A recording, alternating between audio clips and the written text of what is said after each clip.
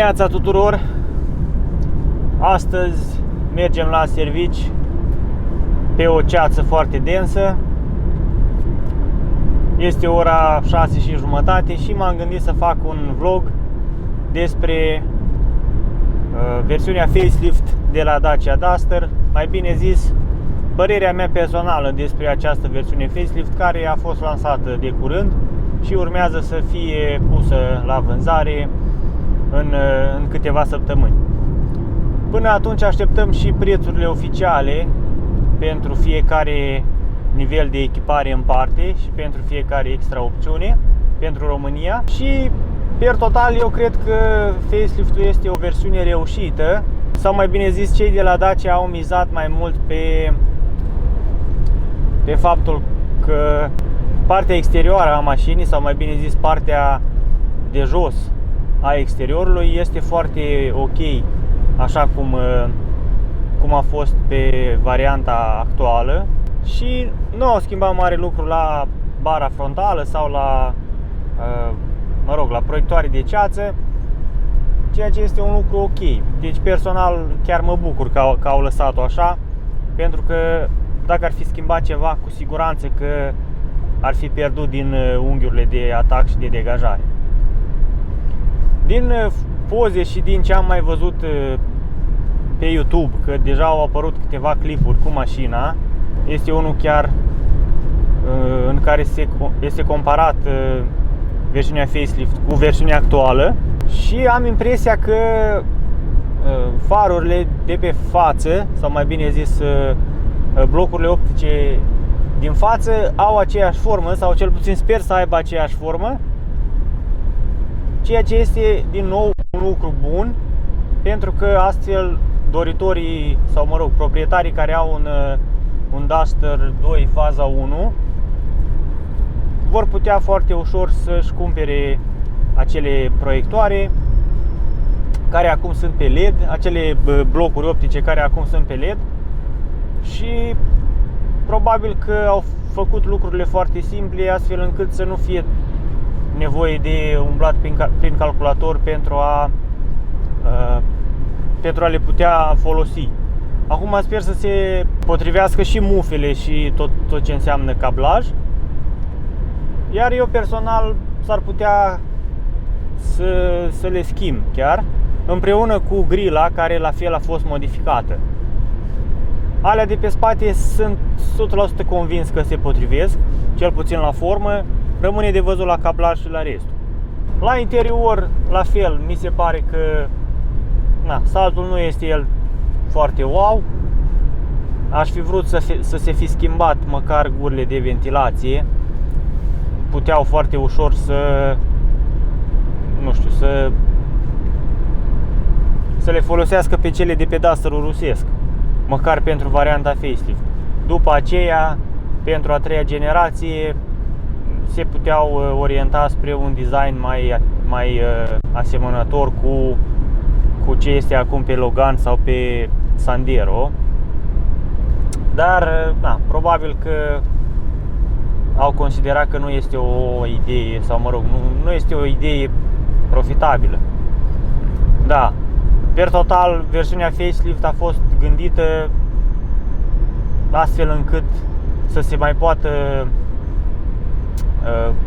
vinde piese sau piese și accesorii în continuare, pentru că exteriorul practic este identic cu cel de la Duster 2 faza 1.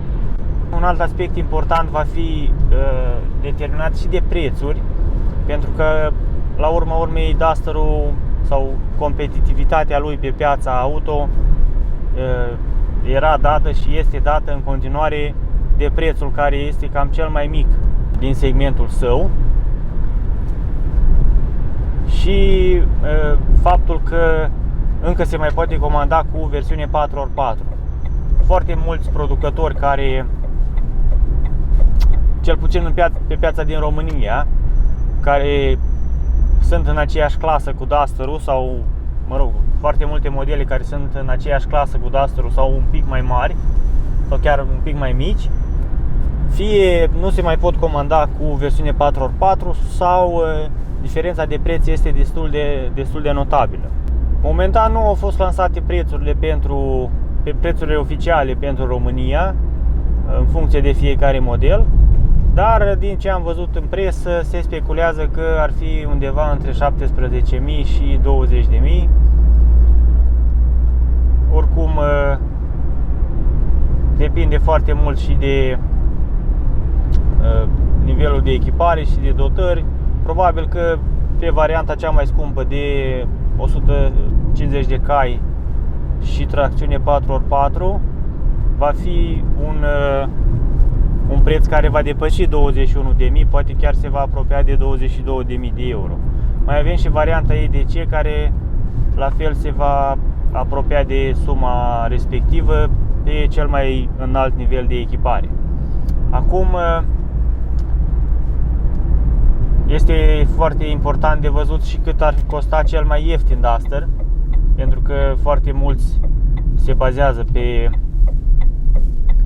această motorizare și pe acest nivel de echipare, mai ales firmele, mai ales flotele,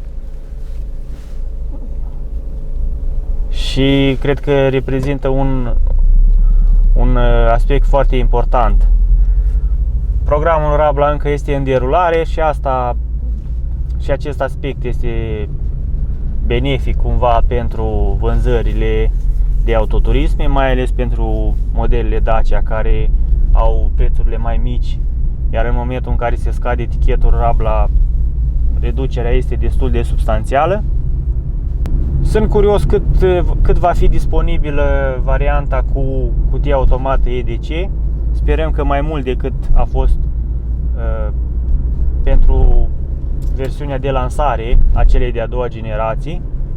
Am impresia că prin august deja s-a renunțat la acea versiune în 2018, dar atunci au fost alte considerente, și anume faptul că din septembrie au intrat alte norme de poluare, plus că probabil nu au fost atât de multe cereri, având în vedere că cutia automată EDC era disponibilă doar pe modelul cu tracțiune 4x2.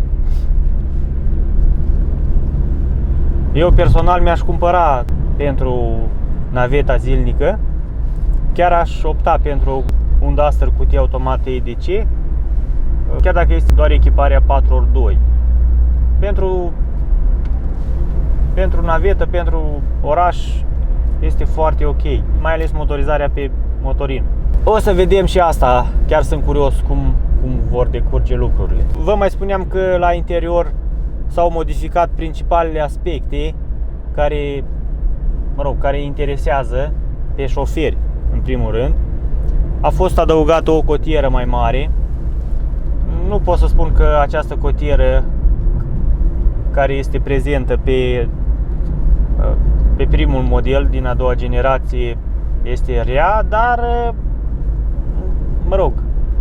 clar erau loc de îmbunătățiri, mai ales la lățimea ei, că este destul de îngustă. Faptul că avem sloturi USB și în spate iar este un mare avantaj pentru pasagerii din spate. Am văzut că vor fi disponibile două, probabil tot în funcție de nivelul de echipare. În față la fel avem tot două sloturi USB. Eu nu prea am condus atât de mult modelele noi de Dacia. Ori de câte ori am mers mai multe zile, oricum am folosit doar un singur slot. Însă probabil că în momentul în care mergi mai ales la un drum lung, va fi nevoie și de cel de-al doilea slot pentru încărcarea telefonului sau, pentru redarea de muzică sau alte lucruri. S-a schimbat, am observat că s-a schimbat și volanul, au pus pilotul automat, butonul pentru pilotul automat și pentru limitatorul de viteză acolo sus pe volan, cum este și pe Dacia Logan și Sandero. Dacă v-ați uitat la clipul meu, ați observat că exact acest aspect l-am menționat, că aș vrea să fie mutat. Și ei l-au pus. Probabil că au văzut clipul și de aia. E un aspect bun, important. Și un alt aspect foarte important, s-a trecut la tableta de 8 inch, la fel disponibilă pe Sandero și Logan. Va fi disponibil sistemul Media Nav cu posibilitatea de folosire a serviciilor Android Auto și Apple CarPlay, wireless sau prin cablu USB pe sistemul Media Display. La fel, un aspect benefic, spun eu. Ca proprietar de Duster, pentru o perioadă mai lungă de timp, sincer, nu am folosit sistemul Media Nav aproape deloc, mă rog. Ele oricum trebuie updatate, hărțile trebuie updatate. Eu am uitat să-l updatez chiar și în primele 90 de zile în care update-ul este gratuit. Și din acest motiv sunt destul de vechi, din 2017, cred. Și dacă ar fi să ne luăm după acest sistem, mă rog, pe mașina mea, probabil că într-un oraș foarte greu aș găsi o stradă sau, mă rog, o rută ok, pentru că de atunci până acum s-au schimbat foarte multe străzi. Probabil unele au sens unic, pe unele nu ai voie să intri. Și dacă am de ajuns la vreo adresă mai complicată, de obicei pun pe telefon, pe Google Maps, ca să fiu sigur că traseul pe care l-am este cel mai recent. Odată cu folosirea serviciilor Android Auto și Apple CarPlay, deja se poate folosi acel sistem de navigare sau hărțile, se pot folosi pe tabletă, ceea ce este un lucru foarte bun, pentru că avem un ecran mai mare și, mă rog, avem indicațiile în sistemul de boxe, la fel un aspect important. O parte din proprietarii de Duster pe care i-am mai văzut vorbind despre versiunea facelift au spus că ar vrea să se schimbe, sau mă rog, unul din ei a spus că ar vrea să se schimbe și scaunele, pentru că nu sunt deloc confortabile.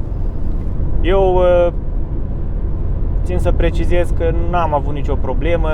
Chiar am făcut un drum lung de vreo, să zic, 700 de kilometri într-o singură zi și n-am observat o problemă la acest aspect. Mie chiar mi se par confortabile. Acum depinde de poziția fiecăruia dintre noi la volan, plus alte probleme pe care le mai au, poate, nu știu, un început de hernie sau ceva probleme la spate care îi fac mai sensibili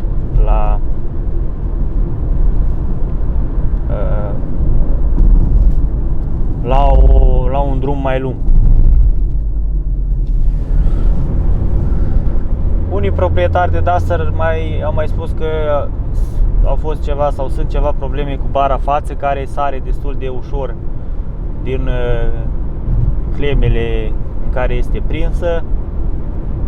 Eu nu am avut această problemă de-a lungul timpului. Acum că mi-am instalat un troliu și am făcut o mică modificare la partea de jos, am observat că, într-adevăr, bara față nu mai stă în poziția ei de la început, dar mie, per total, nu mi-a sărit sau, mă rog, s-a rupt o bucată din partea inferioară, din zona aceea gri, și din ce am văzut a rămas cam la fel, nu este nicio schimbare. Capacele la fel sunt și ele în aceeași poziție, sunt identice. Nu cred că a fost schimbat modul în care sunt prinse de partea respectivă.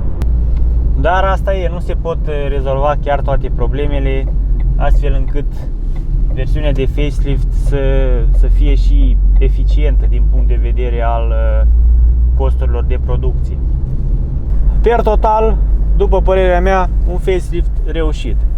S-au păstrat lucrurile importante, modelele cu tracțiune 4x4, s-a păstrat și motorizarea cea mai mare, s-a introdus cutia automată EDC, s-au făcut câteva modificări la interior